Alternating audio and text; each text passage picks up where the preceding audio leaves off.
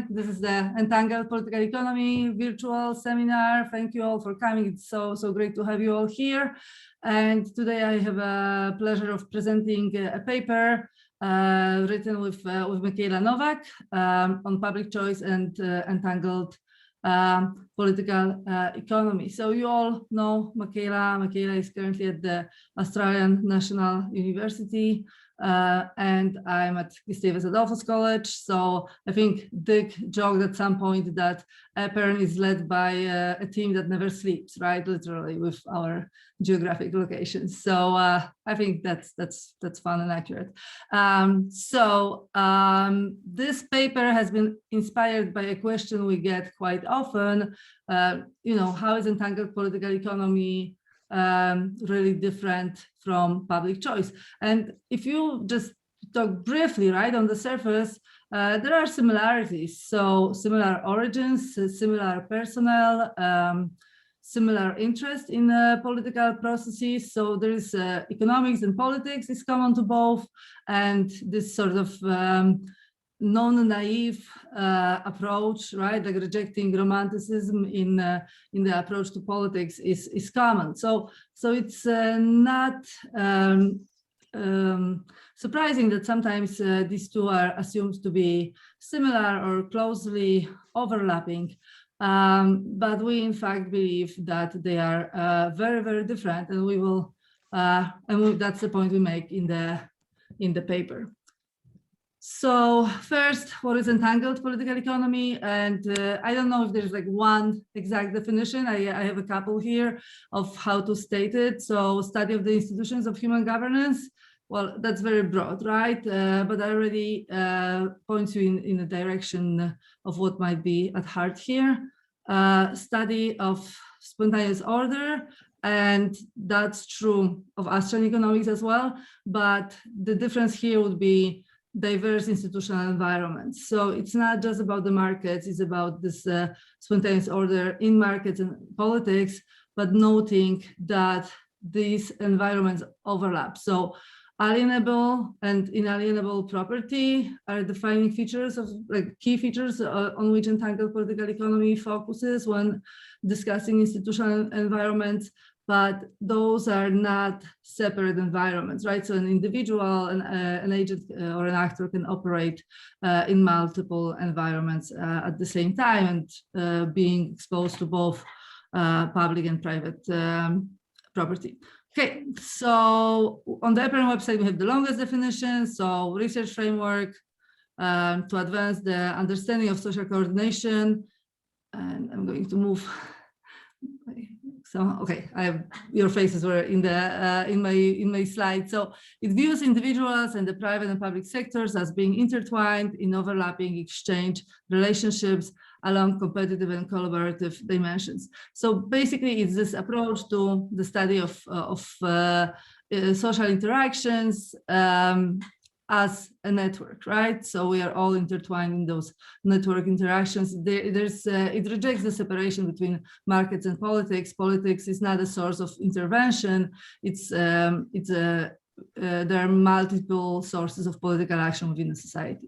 Okay, so then, well, what's public choice, right? If we want to talk about the difference with public choice, how do we define public choice? We take the definition from Mueller, so economic study of non-market decision-making or application of economics to political science. So, and by economics here, they mean neoclassical economics. So basically, kind of, if you were to take a big historical view, there was the study of economics and politics together, then neoclassical economics focused explicitly on markets, and then public choice comes and tries to fix it, sort of, right, by taking this economic logic to politics. And then, oh, this is a quote, sorry, this next paragraph is a quote from Mueller. I just noticed I'm lacking my quotation signs here, but this is the language straight from his book. So the public choice approach to market decision-making has been, and there are 3 points: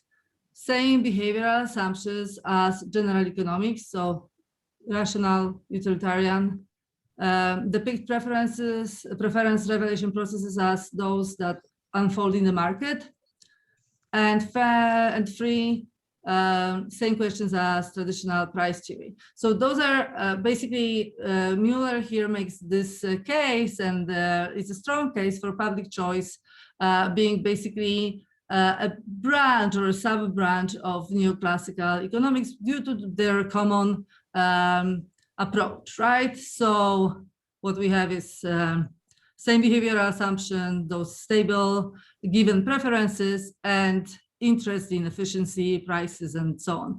So that's sort of a good background to show where entangled political economy might differ. So first, when it comes to sort of this rationality, entangled political economy has us paying attention to form versus substance. Okay, so if you read Wagner's 2016 book or his other writings, you will notice that humans are rational in the sense of human action seeking to improve the improved states, right? Like we prefer states we value more over the states we value less. So that's the form of rationality, and that form is universal, right? Human action is omnipresent.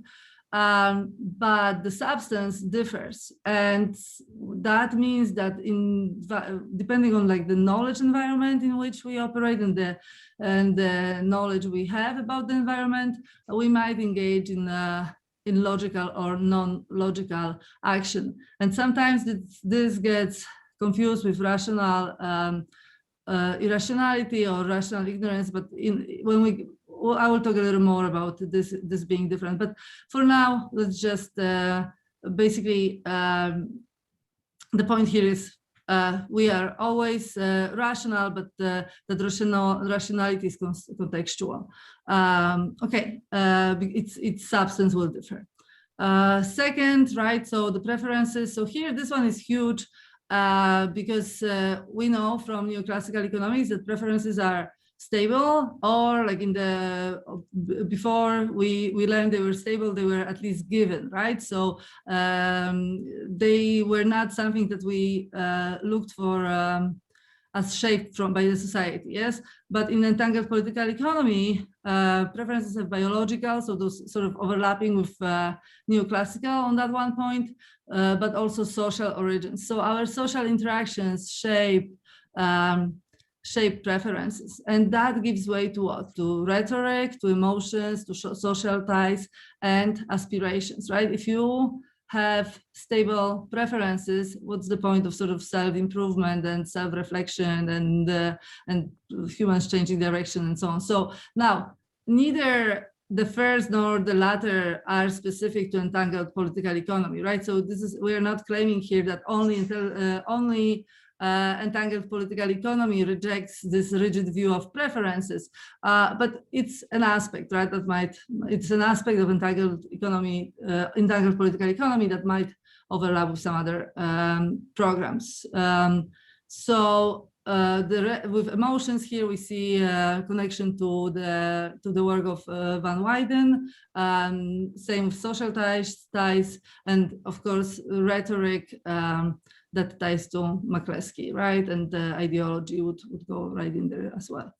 And then the traditional questions of price theory are about efficiency, right? And prices and so on. Well, in entangled political economy, I think the key question is, paraphrasing Mike Munger, is liberalism sustainable? And I don't think you would find this in Wagner's work expressed like this, but he does wonder about institutional erosion, constitutional maintenance, and so on and so forth, right? And it's always with this liberal perspective in mind. So I think I was looking for the shortest way to summarize that question, and this one seemed pretty short. But there are other questions that are very, very different from the public choice questions. For example, where does novelty comes from, right? And that's the question that Roger Koppel, whom we're lucky to have on the call, sort of answers for markets, right? And with this, if you haven't read, I highly recommend the work on creative dynamics. And so in entangled political economy, the novelty is emergent, just like in creative dynamics. It's generated from within the economic system or from within the economy. But that means that there is active role for political entrepreneurs. And in public choice, that role is missing, right? So in the spatial voting models, basically we see the decisions being a passive response to the outcomes of elections, right? So whatever, or a mix of elections and special interest groups, but the equilibrium is demand driven, right? And the demand being the citizens and the interest groups, and the political response is passive, right? To those that come from the demand side. So using that language in entangled political economy, the supply side matters and political entrepreneurs matter. And we make that point in the paper that this is something that has been noted by Schumpeter in 1943 about democratic theory, right? That we idealize the role of elections and sort of ignore this active role of political entrepreneurs in bringing to life new ideas. And even though there was no public choice at the time, that criticism still applies to the neoclassical public choice. Okay. So now, one of the troubles we had in writing the paper was sort of distinguishing the different streams of public choice, because we do agree with Mueller that public choice is primarily neoclassical, but what does it mean, right? So to be neoclassical, and is all public choice neoclassical, right? In particular, what about Buchanan and constitutional political economy? We definitely don't necessarily associate Buchanan with neoclassical economics. So how do we reconcile that? So we're here to actually turn to sort of this reinterpretation that Wagner does in his 2016 book of economic history, right? So like, bear with me, like just it's like explaining game theory in principles, right? Row by row, okay? Stick with row. So we will make a distinction between classical political economy and neoclassical economics, and the standard interpretation distinguishes based on marginal revolution, right? So on the left here, we have prices. They reflect cost, right? So that's the labor theory of value, and that's Adam Smith and Ricardo. And then after marginal revolution, Walras and Menger launched sort of neoclassical economics. So this is what we teach in the history of economic thought. This is sort of the standard interpretation with this marginal revolution sort of cutting like as a defining point.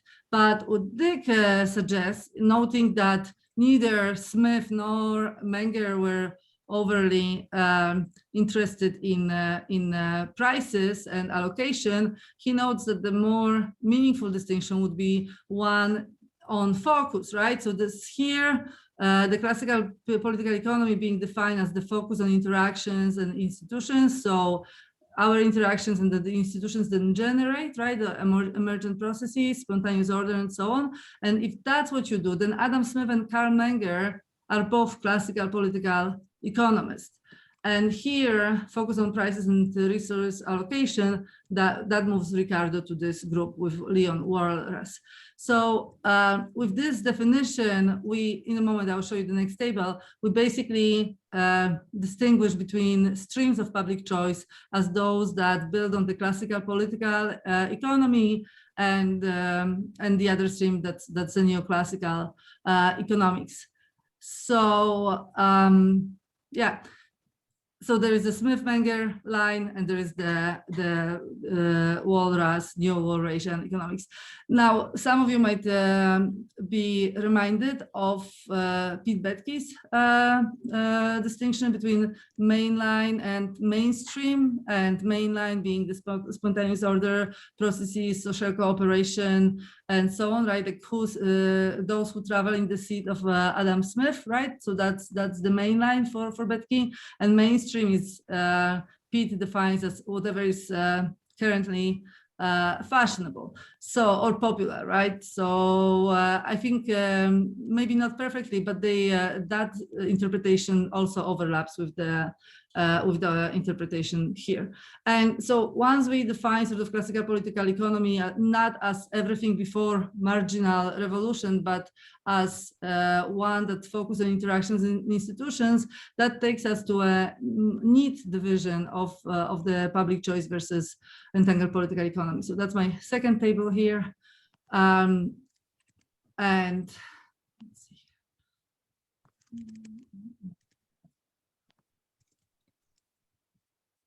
Okay, so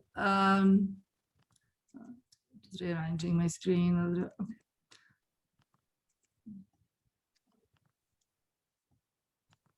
Okay, so how do these differ, right? So we have the neoclassical public choice and classical political economy, and within the classical political economy, like building on that Smith-Menger tradition, we have constitutional political economy, entangled political economy, and we have excluded from the table here Bloomington and the Ostroms, but in our interpretation, they would belong here. It's just for simplicity, we didn't want to add another element, but definitely for Ostroms would be on this side, right?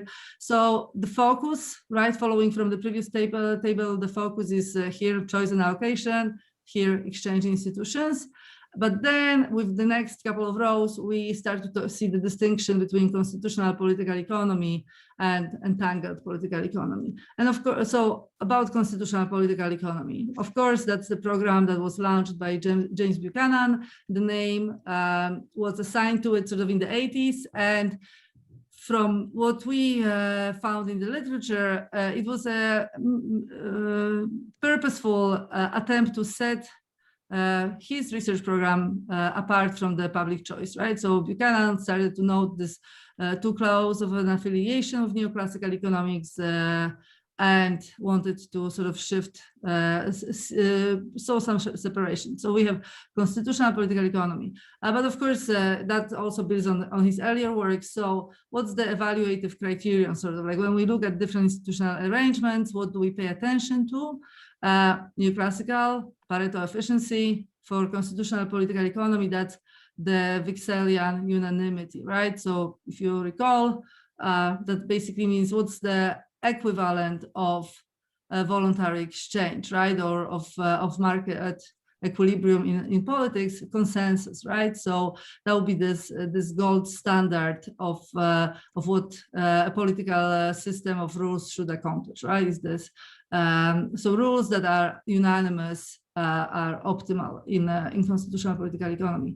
And entangled political economy pays more attention to degeneracy, right? So basically meaning, are there multiple paths for the accomplishment of your goals? So multiplication and diversity, right? Or if you think of Bloomington, the institutional diversity of the Ostroms, right? That's more relevant than some equilibrium state, because there are no equilibrium states in entangled political economy. So so there's no point in evaluating equilibrium states.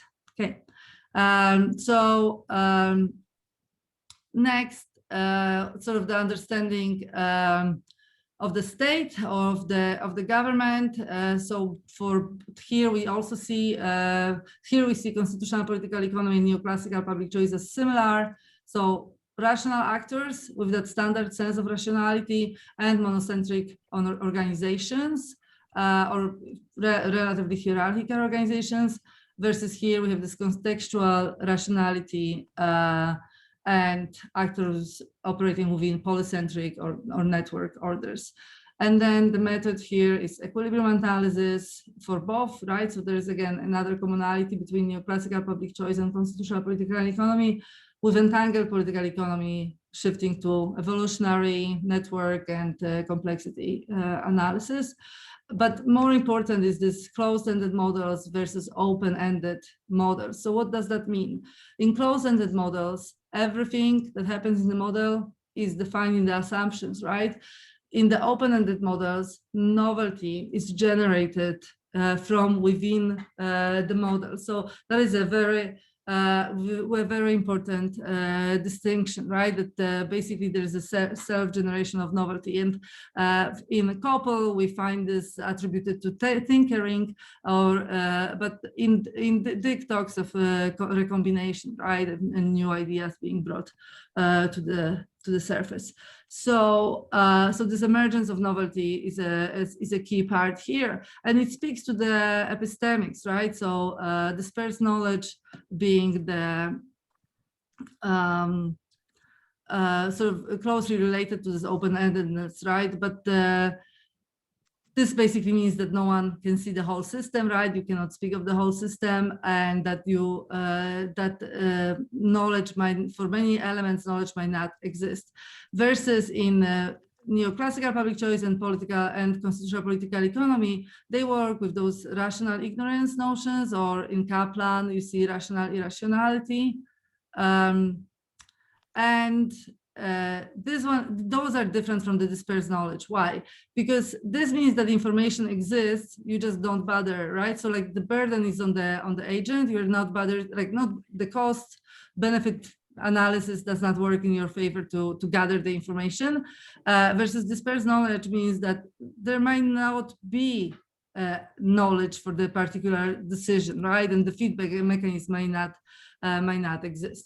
And for some reason it cuts off on my screen, but the final distinction is sort of the purpose of the two, or like the motivation. Let me see. Sorry, I don't know if you can see it on your screens or not, but for neoclassical economics, we talk about waste reduction, right? How can we make economic systems more efficient, which even that language speaks of like looking at the system from outside, right? Versus for constitutional and political economy, it's about liberalism, right? How do you protect or how do we sustain liberal orders? But there's one difference here too, which is that for Buchanan, this liberal vision involved rules, ethics, economics. Those were the elements that were meant to protect, right? So basically Buchanan believed in our interpretation that you can find the optimal set of rules, and once you have that set of rules, if you think carefully enough, you can sustain those rules, right? So so versus in Dick's, I guess, less optimistic vision of society, the way to protect liberalism or to sustain the liberal constitution is more vigilant, right? He has a book on guns and constitutions, but basically the way I understand it is active involvement and sort of like this, the habits of heart and mind, where citizens feel responsible for their own social arrangements and institutional relations. So I guess I see Epern sort of as this, as an example, right, of protecting, of contributing to diversity and multiplication, right? This bottom-up solution. Okay, so so that's that. Let's see here. I have one final slide. So why all of this matters, right? So this open environment of dispersed knowledge, rules are never permanent, constitutional erosion is a feature, not a bug. So this is really to back to that distinction. I think I convinced you that, I convinced myself, but I hope you too, that entangled political economy is different from public choice, but you might wonder, is it different from constitutional political economy? Well, I think this notion of constitutional erosion is specific to the open-ended approach to society, and Buchanan worked with closed models. So if you allow for this openness, right, then you see sort of dispersed knowledge, rules are never permanent. And actually Koppel and Devens is another great paper I would add on sort of this creative approach to institutional change, right? That institutions are always changing and evolving for the very reason that societies are are open and novelties and endogenous. So that means that this constitutional erosion is a feature, not a bug. So why? Because if you make rules and society is an open system, then those rules are bound to be obsolete at some point, right? No longer apply. There will be need for exception.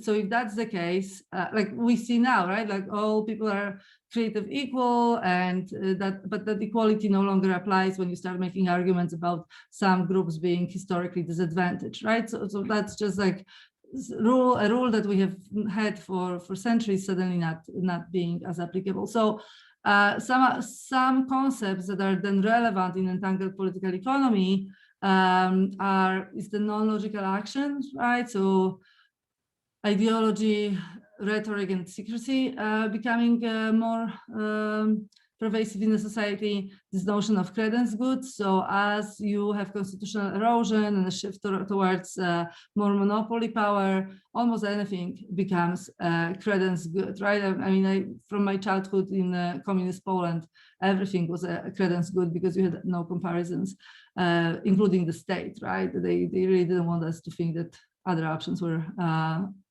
possible. And finally, degeneracy, right? So as you shift towards this sort of, with constitutional erosion, we see less degeneracy and mutuality being replaced by power and dependency. Okay, I'll stop here. Let's open to questions. And again, this is not, of course, everything from the paper, but I think it's enough to get us started. So, yeah.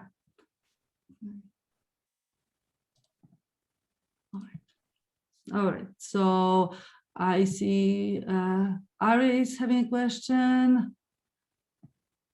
Sorry. Right, okay, we have 3 raised hands. Okay, I'm just resetting here. No, I didn't. Just give me 1 second. All right, so on the queue, I see Nathan, Aris, Dick Wagner, and Blash. So Nathan, let's start with you. And Mikayla, I hope you'll jump in and respond, right? Yeah. Okay. Thank you for this.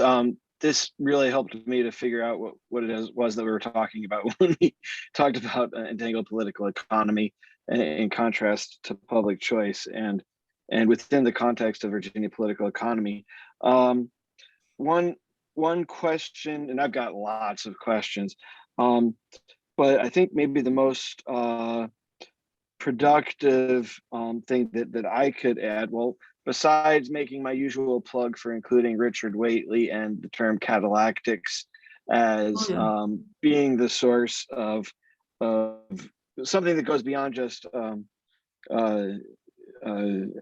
optimization, but focusing on exchange instead. I want to think about who the politician is in this framework, and how we might need to include social entrepreneurs as either politicians or give them another name because of the way that they can engage in political exchanges.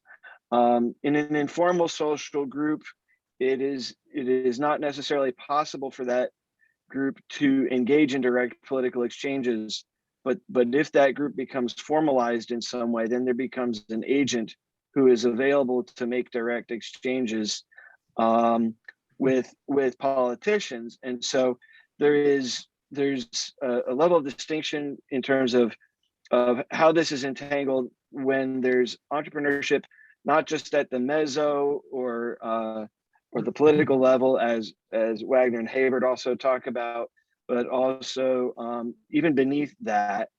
And in similar terms, right? How does Knightian democracy as discussion fit into the overall framework of EPE? Is it an essential element, and does EPE do a better job of it than VPE more broadly? And I think that it might. Okay, would you like me to always sort of by default just have a initial go, Marta? Sure.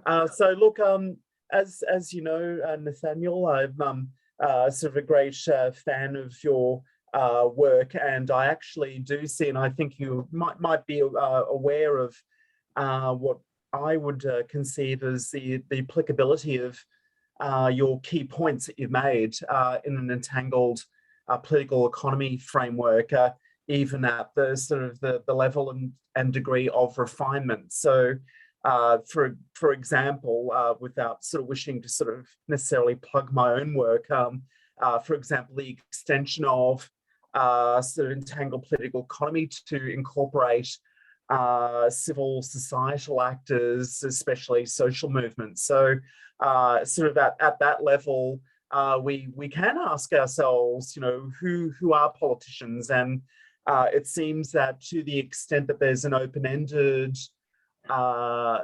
avenue for engagement in political style sort of discourse, you might bring in the potential of incorporating formally and explicitly within an entangled political economy framework the presence of a very differentiated, variegated sort of array of groups. And we might even want to understand the emergence of such civil societal groups in themselves as being emergent, because as you've alluded to, there is a process involved in a subset of members of society coming to mutually recognize that they actually share a common concern, which may have some political salience, which then sort of gives rise to sort of group dynamics, you know, of growth and change, which and also formality as well, which then sort of gives them sort of institutionalized avenues to speak to legislators and bureaucrats. So, you know, a collective action process that unfolds in time in terms of group membership size, formality.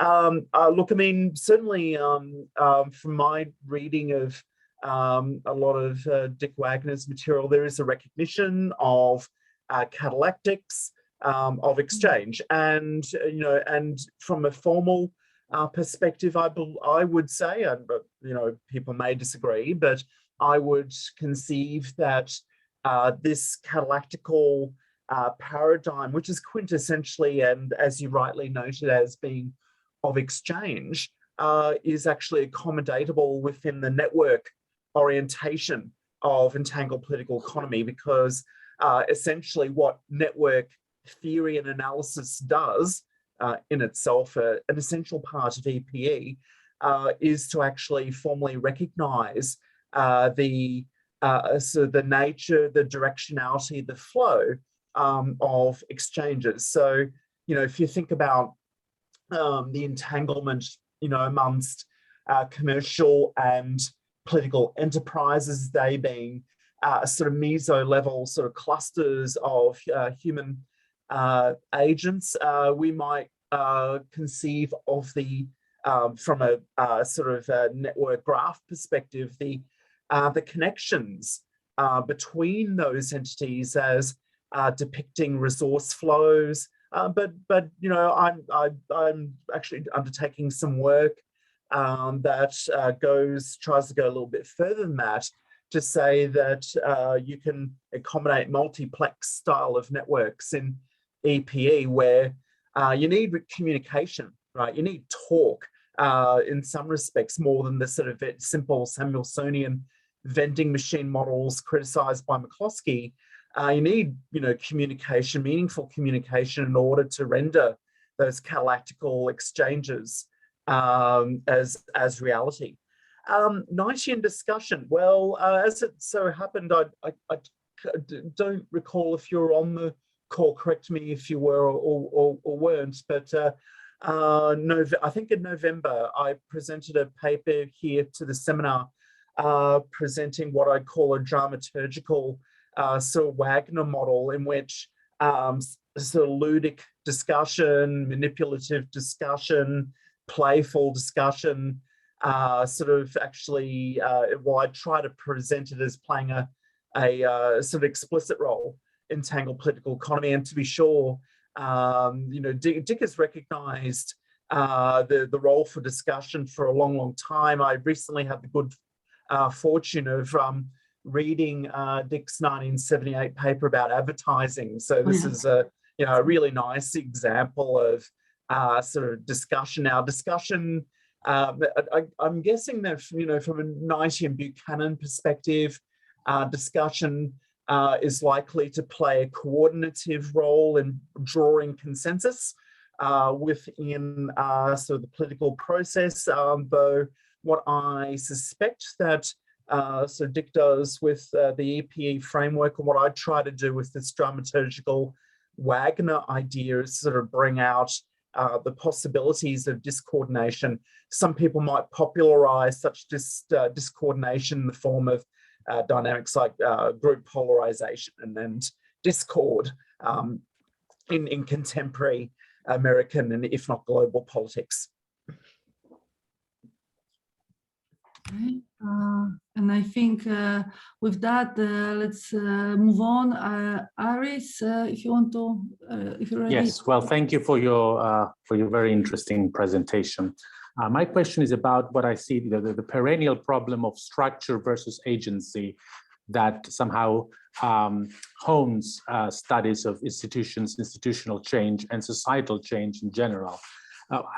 When I wrote a book before Richard Wagner published the Entangled Political Economy, I wrote a book on clientelism and economic crisis in Greece, and I found the equilibrium analysis and game theory particularly useful, not because I didn't believe that systems evolve, that actors have leeway, but because essentially what equilibrium analysis does, and particularly if you identify a Nash equilibrium in a given structure, is that it tells you that actors are very much conditioned by properties that exist, structurally speaking, that compel them to act in a particular way. In Greece, for instance, clientelist expectations, ties, and networks suggest that both parties need to carry on distributing clientelist goods to their population, because if one of them diverge from the Nash equilibrium, they're going to be punished not just by clients and voters defecting to the other party, but also within the party by dissatisfaction. So I found analytic narratives a very useful way of combining not stasis as a snapshot of a moment in time, but a way to describe how structures work in conditioning strategic action, because I didn't want to lose sight of strategic action.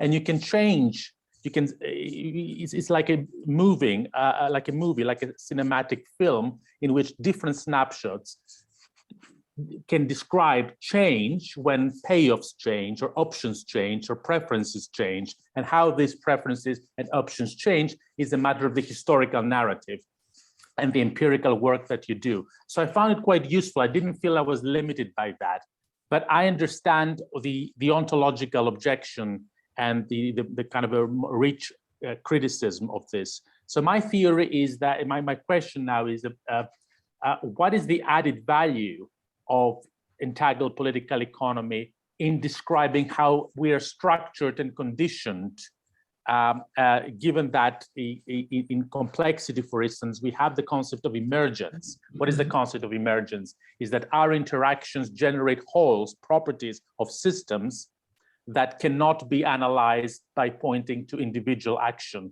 By contrast, the whole is greater than the sum of its constituting parts and structures behavior. Of course, it doesn't do it deterministically, but in systems theory, for instance, you can analyze how change happens without referring to individuals at all. It's systems. Complexity, for instance, in the work of Hilton Root, both in Dynamics Among Nations and in his latest book, Network Origins of the Global Economies, how about the structure of the networks shapes societies differently. China, with a star-hubbed centralized network structure, was almost determined or pushed in one direction with certain properties, and the European system, more decentralized, it was pushed into another. So very structural interpretation of complexity and network analysis in the work of Hilton Root. Is entangled political economy still consistent with methodological individualism, and what it is its position with regard to the structure and agency conundrum? Thank you. Yeah, thank you for those extremely helpful comments, Aris. And I think to some extent you might have helped answer some of your own question, because my sense is that entangled political economy, and again, you know, my view may be sort of subject to refutation, and if that's the case, then you know, welcome hearing those alternative views. But my view is that entangled political economy has inherent versatility that actually can accommodate both sort of structure and sort of agency. And I think the value of so you'd be probably quite familiar with the work of a sociologist like Anthony Giddens, who talks about structuration, which is, you know, an attempted melding, right, of you know, this seeming sort of divide, you know, which has sort of bedeviled social science, modern social science, you know, since its inception.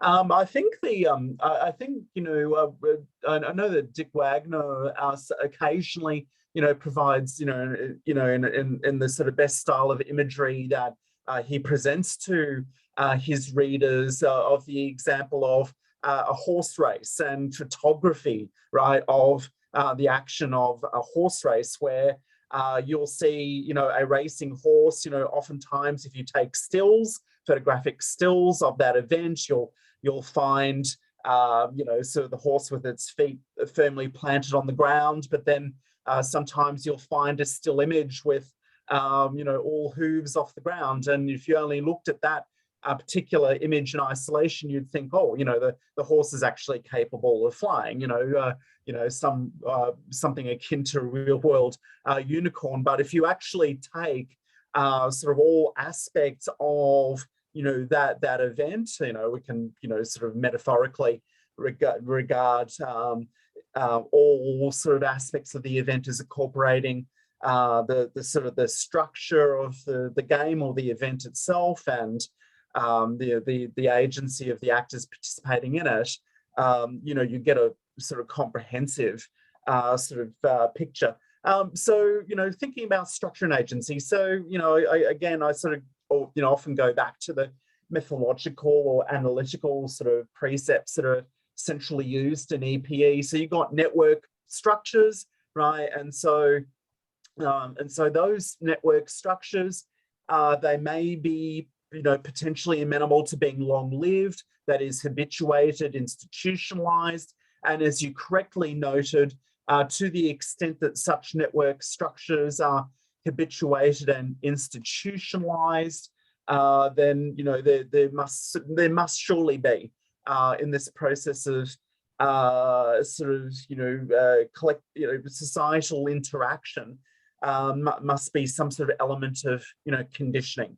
You know, Dick talks about the evolution of public governance, you know, from sort of a polyarchic or polycentric sort of structure increasingly towards a monocentric structure, even within reasonably robust federal systems, where, for example, the communiques of the president are seen as increasingly sort of influential. So even within the sort of structures, they may be long-lived, but they're amenable to creeping change in desirable or sometimes undesirable directions, as in the case of monocentricity.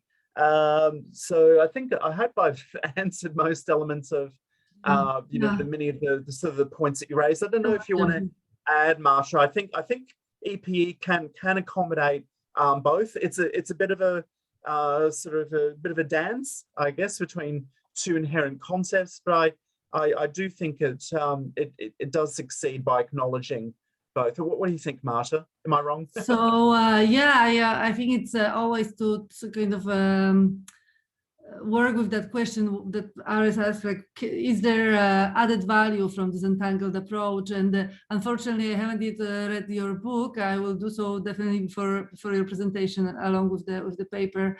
But if we think of stills, and I'll try to use the case that you described with clientelism and redistribution. I mean, the resources must come from somewhere, right? So debt or taxation or some sort of financing. So how do you gain acquiescence, right? How do you create narratives that convince people don't result in a revolution or taking down the government and so on? Like, I'm sure they don't. The Greece politicians, if they are anything like other politicians, they don't say, well, we just need more cash for our bodies, right? Like they come up with some good narratives around it, and why are those accepted? So I think there are questions along the dynamic dimension that maybe you already answered. I don't know, but I would find entangled political economy to be useful in those with those questions. Yeah. All right, okay. I'm sure we'll have opportunity to talk more, but let's move on. And Dick, if you want to come in, so it's going to be Dick, and then Blaž. I have you on the queue.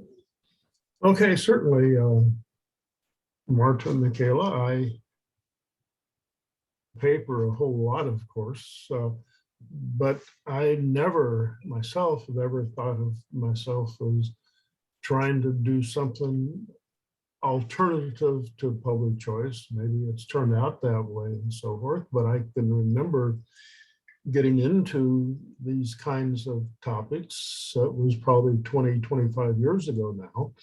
And it actually started with two things. One was Joseph Schumpeter, and I had an occasion to go back into his history of economic analysis, and the very first few pages somewhere, he talked about where ideas come from, and they always come from some kind of precognitive.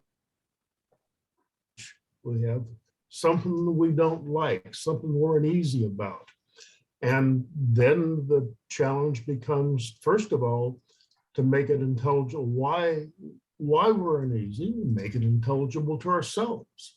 Having done that, we have to explain it to others. And so that sort of what happened to me is I realized when I was then teaching, this would have been back, 20 or so years ago, sometimes I would teach the first semester of our 2-semester, I think it was before your time there, Marta, the Austrian class. And I recall one of those fall semesters, text the 2 Carl Menger books, and starting the class telling the students that if they could do it, I would be happy if they could flesh out all of what they learned the first year in economics and start with Adam Smith and then move on to Carl Menger, and then use some intelligence and imagination. And you could end up, I would bet, with a better economics than what passes in all the big journals as economics today. And I very much believe that then. I very much believe that now. And so there was no sense anything more than saying that the classical economics influenced by the authors of the Scottish Enlightenment offers a sounder model for thinking about social life, social problems, social situations than does the neoclassical optimization framework. And for the basic reason being, and it's not something that resides inside the theory, but it's outside the theory, which is, I think, the neoclassical framework of society after, as Roger Koppel has talked about so well, maps into a modern kind of scale of feudal society where there are a few people who govern everyone else. And I dislike that hugely at the Schumpeter level. And so then I have to render that coherent. And so that's what I did try to do with entanglement. And just a couple things I will say, and then I don't want to take up too much of your time with this, is if you theorize in terms of networks, the fundamental question in terms of a network is that does someone act inside of a network, or do you act on the network? And I think that is an absolutely vital and fundamental distinction. And it makes all the difference in the world in how you go about theorizing about societies. If there are some privileged set of people who are responsible for the well-being of the members of the network, or is it that everybody is responsible for their well-being in that network? And that leads to very different theoretical frameworks. The in a network very much leads you along the path of Mises, Menger, Schumpeter, Smith, the Scots, and all that. Acting on the network, that's the economics of welfare economics, Pagoo, Samuelson, and all of that. And I think there is a fundamental distinction. Now, I think it is a fact of life that there are, economics does feature two separate disciplines in a way, parading on the same name, because there is a theory of what it means, what are the problems of living with other people in close geographical perspective. There's going to be lots of opportunities for trade, for gain. There's also going to be irritations, conflict, and all that. And we have to work our way through all that. And I say we have to work our way through that is different from saying that there are political officials who are going to be responsible for keeping somehow the peace.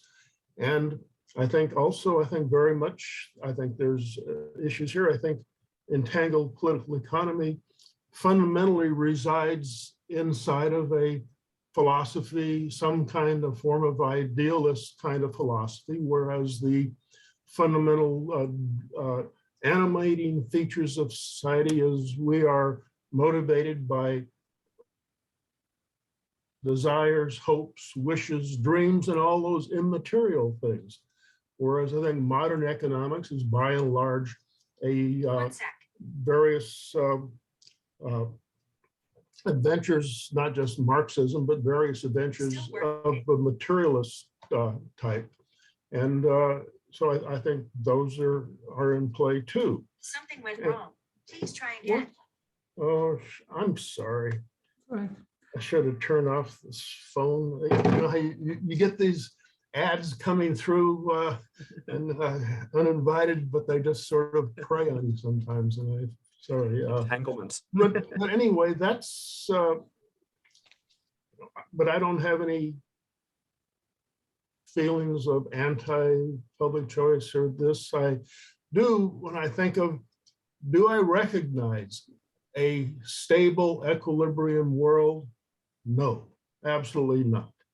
I recognize a world fundamentally driven by change. That goes back, of course, as some of you may know, that I'm a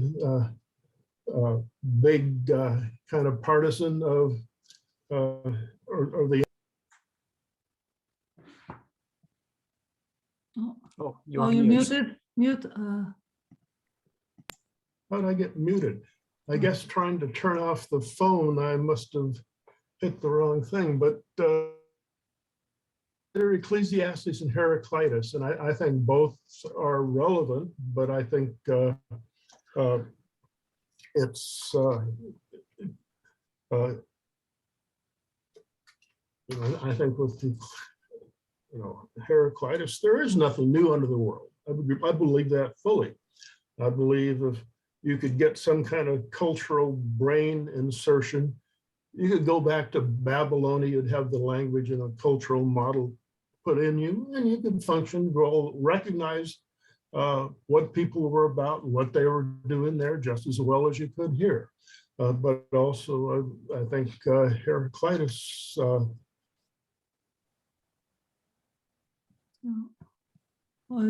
remuted. Yeah.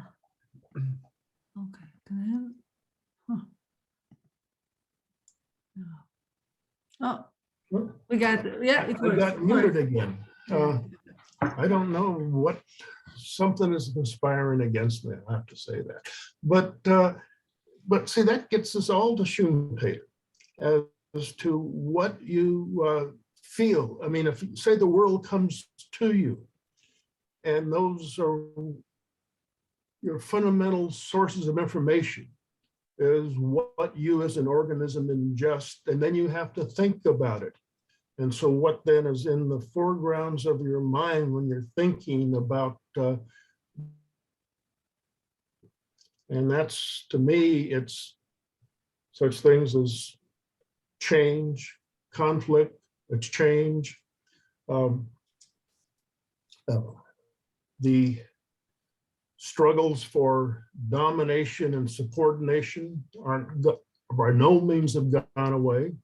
And you know, how the human animal can live well together is not, I would say, a foregone conclusion by any means, but it's something that liberty has to be continually struggled for, fought for. Entropy is all around us. And see, these are all just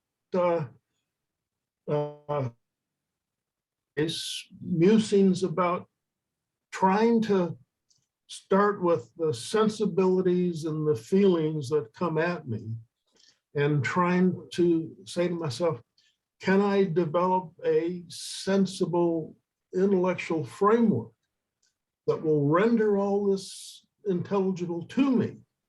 And unlike Eris, I don't find the equilibrium framework really speaking to me.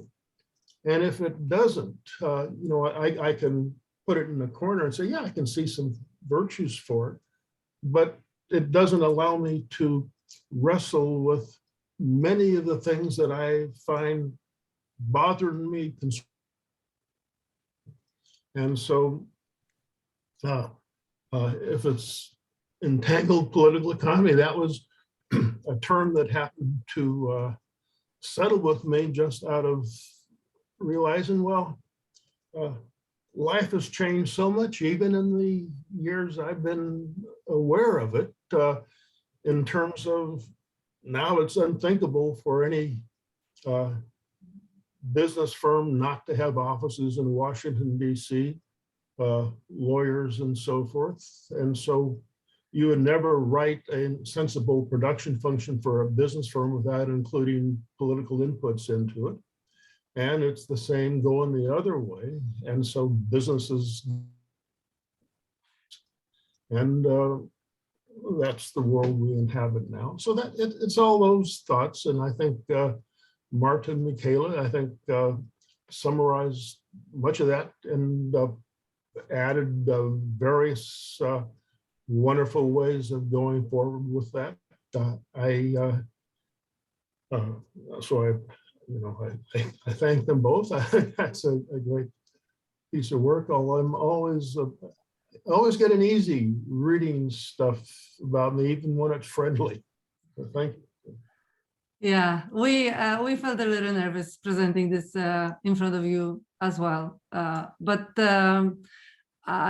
we feel strongly, I guess, both, right, about what is in there. And I don't think it's either or, the public choice or entangled political economy, but we need to be aware of the limitations of any analytical framework, right? So game theory was mentioned and so on. All of them will have their limitations, and acknowledging those limitations is quite important. And there is a lot that public choice leaves out when done with this neoclassical tools. So very good. If I can be able to, can I be able to add just a quick couple of comments, just an appreciation for what Dick says, and I feel, if you don't mind me saying, every time that you speak, including sort of sort of recounting the I guess the thought process, the evolving thought process in your mind as you sort of help develop this sort of substrand. I find myself, always learning a lot. So I'm very appreciative. In discussions I had with Marta over time in terms of this paper, it increasingly had come to my mind that what entangled political economy represents, at least to my way of thinking, is a representation of what ought to be. I guess I'll put it in this sort of awkward way, the really real in in political economy. What is meant to matter, and I think for me this sort of is given a special reinforcement when I read your 2018 chapter in Becky and Stein's very fine edited work called Buchanan's Tensions. And in that chapter, you talk about how Buchanan himself, a man who in his own career, sort of was surely, very firmly acquainted with the analytical and conceptual tools of what we would call sort of mainstream political economy, or the neoclassical economics, is wrestling with his, as is your intuitive senses in terms of observations of the world in which we live, and its sort of processual, dynamic, cooperative yet conflictual condition.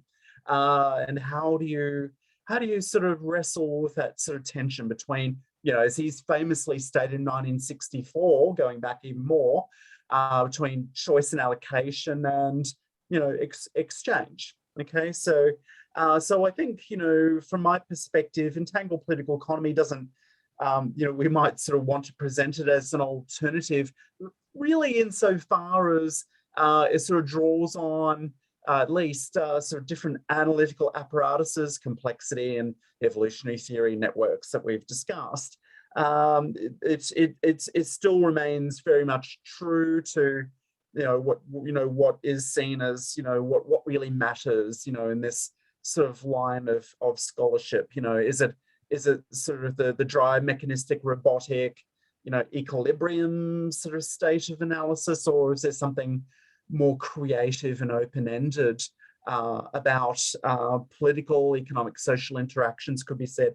The second brief thing I'll just add, I'd really loved your characterization about sort of the network, right, and sort of the ontological kind of significance, and also the normative significance of network. Are we acting inside the networks, or do we act upon it? And I think the former, sort of living and breathing and acting inside sort of networks, partially determined by choice, but oftentimes, given what Ara said, oftentimes not.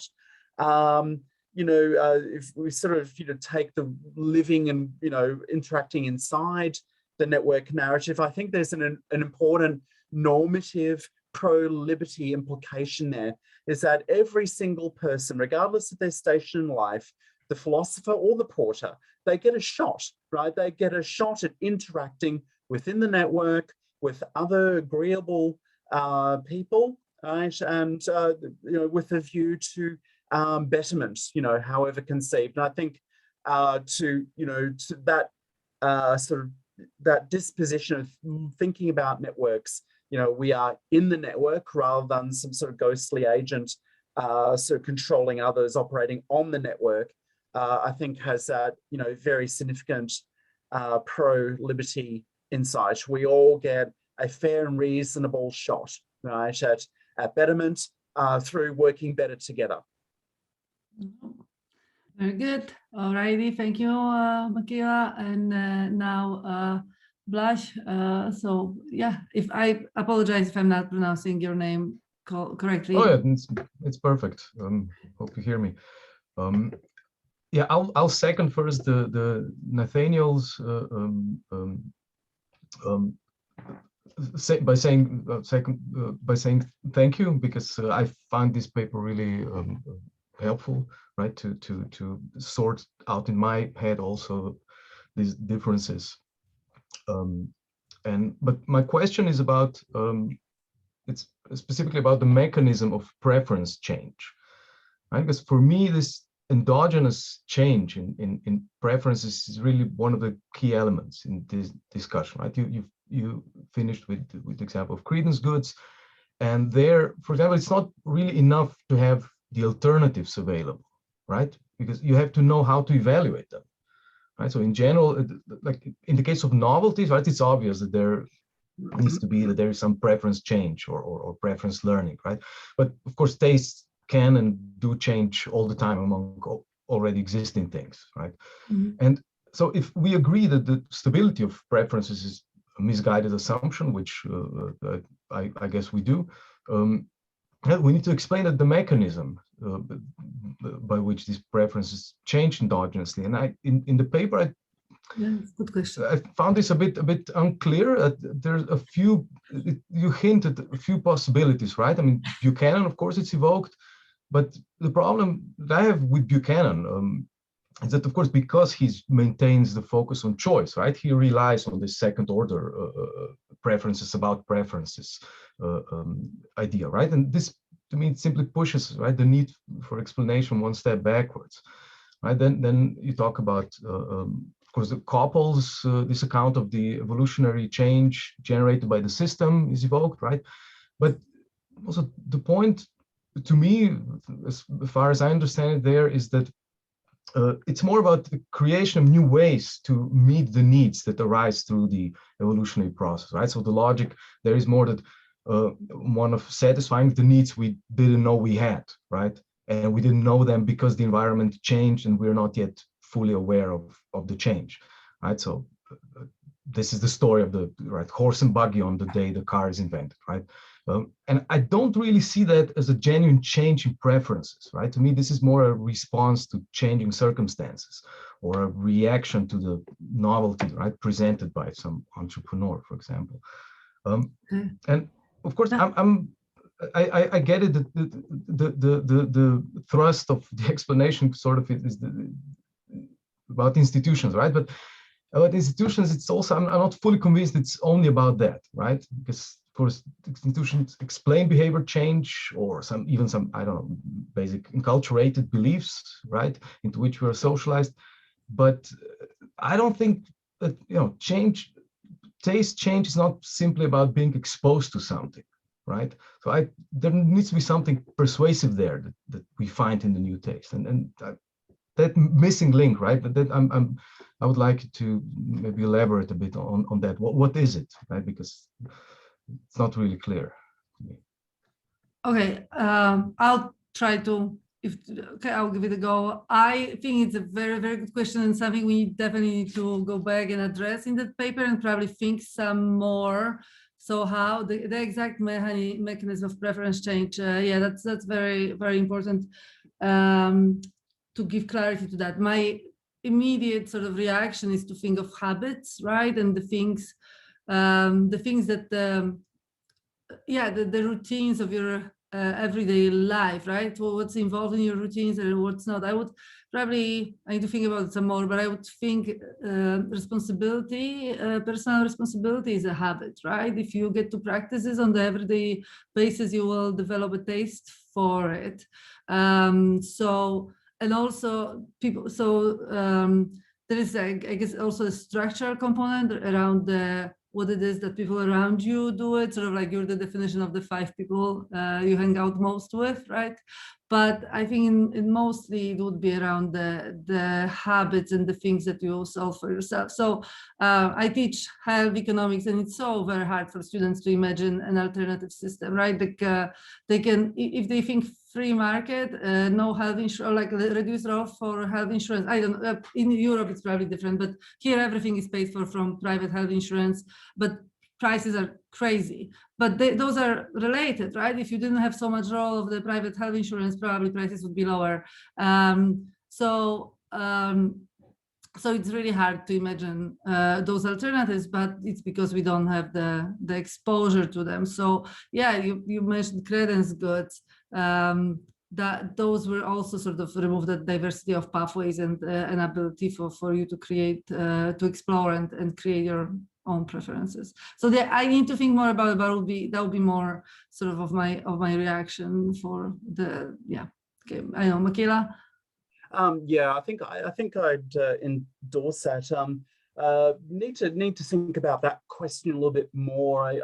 I feel that the philosophy of preference and changes therein might turn out to be a sort of a separate paper, or at least it's a certain sort of disciplinary exercise. But I would tend to agree we'll need to sort of just explicitly, sort of, at least in passing, sort of mention those sort of processes that inform it. So whether it be habituation or, you know, or something else, you know, sort of peer dynamics, or, you know, something else. We'll try to draw that out a little bit better if we blush. Yeah, and the Samaritan's dilemma also comes to mind, right, from Buchanan. So I see, Dick, you have a question, or you want to follow up on the comment? So please, yeah. I just want to say one quick thing, that the importance of significance of preferences, changes in falls out more of the neoclassical orientation towards economics than it might have from a Smithian Mengerian approach, which would still have preferences in them, but within the neoclassical materialist orientation, everything turns on how much utility people get from consumption goods.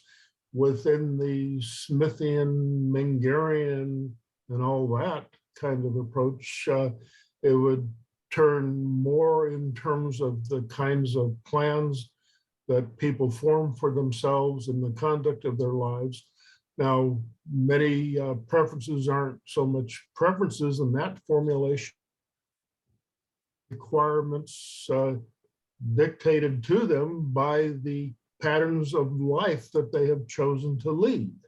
And so it's not that preferences would be downgraded, but the place of preferences in the type of, you might say, ontology that Smith had, or that Menger had, or Mises would be, I think, different, and wouldn't be as totally significant, because life couldn't be at all evaluated by consumption per capita or anything like that.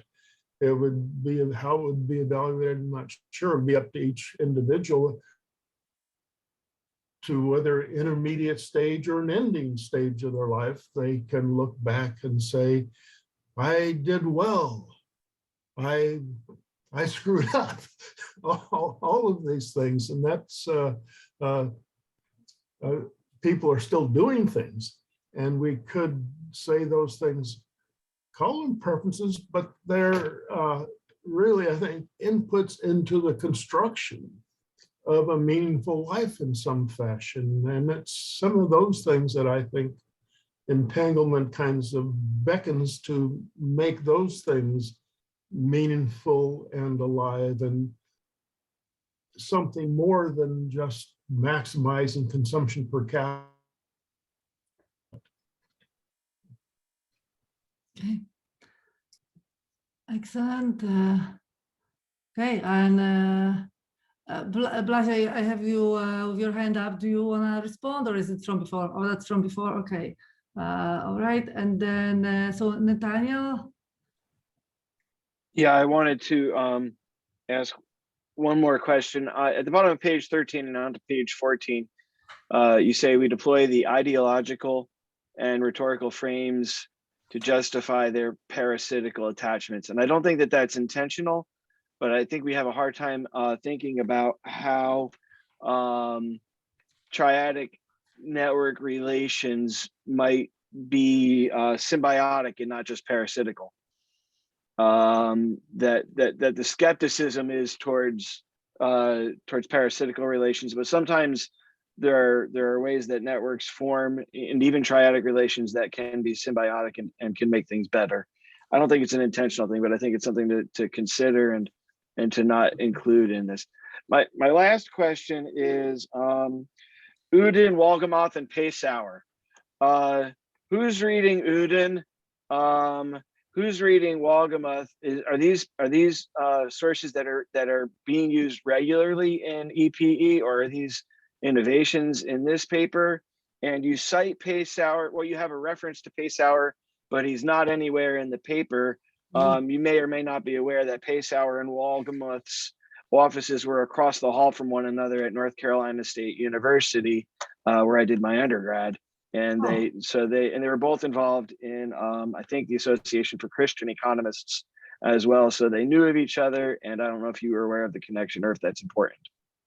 Okay, so I will comment on the triadic, and then Mikayla can talk about Wohlgemuth and Passeur, because she introduced me to them. So I wasn't aware, but the Wohlgemuth paper and Uden's book are very, very useful and strong sort of critics of public choice, especially Wohlgemuth. Uden, I don't know, there are some things that I wasn't fully on board with him, but anyway, so I will let Mikayla comment on that. But for the triad and network, I think that the point of the triad is that it is parasitical because it wouldn't exist without the connection. Symbiosis is mutual. So like you can have voluntary complex interactions among more than two individuals, but each of the two is independent from the other ones. Versus in the triad, they are, in the political triad, they are possible because of the forced support. So I don't know. I mean, I know, and you're not the only one. I've heard this before, but I haven't been convinced to think otherwise of like in a different way of it. Okay. Yeah, I mean, probably need to think about that one a little bit more. I mean, my understanding of the basic distinction between dyadic and triadic networks is consistent with what Marta just said, though. One might suggest that obviously, and sort of Dick talks about this in many of his works, that and drawing among other things upon a sort of auto-liberal theory that you require some sort of minimalist sort of state, like maintaining a rule of law, a protective state, at least sort of in theory and in the abstract, to sort of undergird, the sort of productivity, the dyadic sort of networked laden productivities of the market economy. So we'll think about that one a little bit more, but I think that it's immensely valuable that sort of entangled political economy reintroduces, I think, in the minds of sort of many readers, the exploitative nature and the conflictual nature, in fact, of many of these triadic networks. I recently had this is an aside, I recently had a discussion with another sociologist about the interpretability of triadic networks, and when I introduced them to, how it's described in the EPE framework, the sort of academic, senior academic here at my university sort of found that extremely helpful. But we'll wrestle with the point you make, Nathaniel. Look, in terms of Uden, Wolgamuth, look, what I wanted to really say, I think I wanted to probably introduce sort of some layer of complexity, really, or at least some sort of nuanced understanding on our part that that there are many sort of sub-strands within sort of public choice. There are many forms of scholarly intellectual travelers in terms of bodies of thought. We are trying to be careful not to sort of make public choice wholly reducible to the neoclassical enterprise. Because why? Because we understand that, there's obviously the Virginia substrand, but there's others, right? There's Rochester, there's Chicago. You have fellow allied travelers. You have the MIT, Harvard political economics. You also have, as you've noted and observed, you also have attempts like Ulrich Witt and Wohlgemuth, you know, and I've been a big fan of both of them. I've known their work for about 20 years, you know, quite familiar with their work. I've never met them, incidentally, but I'm very familiar with their work. But they introduce, you know, sort of a family sort of, you know, concept, or they sort of, you know, try to draw out the sort of the processual, the Austrian and the evolutionary sort of character of some early, you know, Schumpeterian style understandings in particular with regards to public choice. So yeah, you had Wohlgemuth for micro yourself. So you know, and I'm a big fan. So I wanted to introduce him now. To what extent is Wohlgemuth represented, for example, in the EPE literature? Probably, in fairness, maybe sporadically. But I think in this, you know, the value, as I said, what I wanted to introduce was to say, look, you know, public choice itself is not, you know, sort of monolithic, right, at all. That, you know, there are different sort of substrands and alliances. You know, and Marta refers to the Bloomingtons, you know, Ostroms. You know, for example, you know, there are associations obviously between Vincent and Eleanor and Jim Buchanan, for example. That's what we're trying to do there, I think.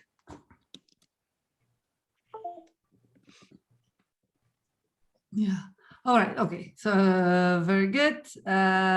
Sorry, I get so I was starting to write notes instead of paying attention to the timing, but we are over time. So I think we need to stop here. And I'm so very grateful to everyone for coming on the call and listening to us and asking wonderful questions. We appreciate your feedback and are very, very grateful for it. And we will be meeting exactly in 4 weeks for RS's presentation. So yes, thank you.